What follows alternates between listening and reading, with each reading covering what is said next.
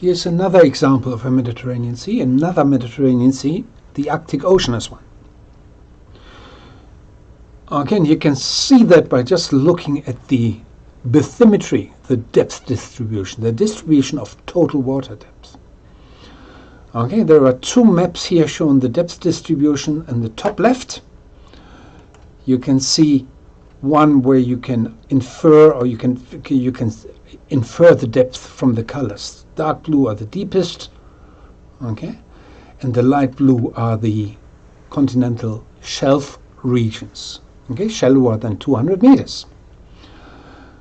Okay, and you can see from this, just visually, you can see that the Arctic Ocean is disconnected, largely disconnected from the ambient ocean. There is a narrow passage, which is called the Bering Strait, which connects the region with the Pacific Ocean.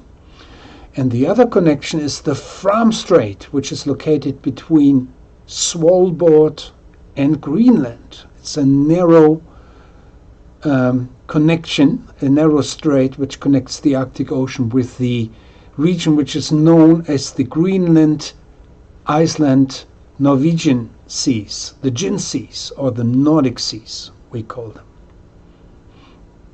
Okay, and you can see that there are the deep basins exceeding, with total water depth exceeding 3,000 meters. We also have so-called ridges, which are shallower parts of that, a ridge system, okay, which disconnects the deep basins.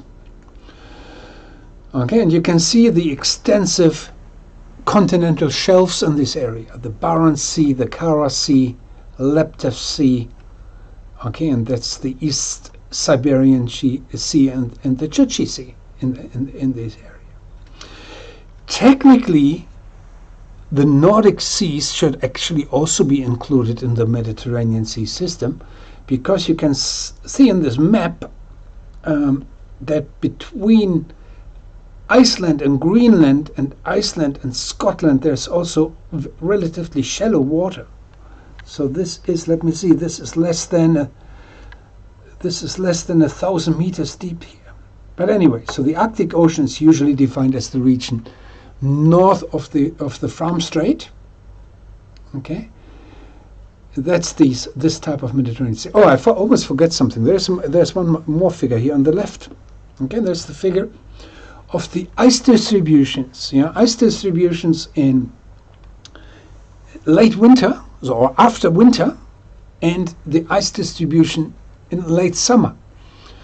And you can see there is a seasonal variation of the ice coverage in the Arctic Ocean, but there's always an area which is covered year round with ice sitting over the North Pole.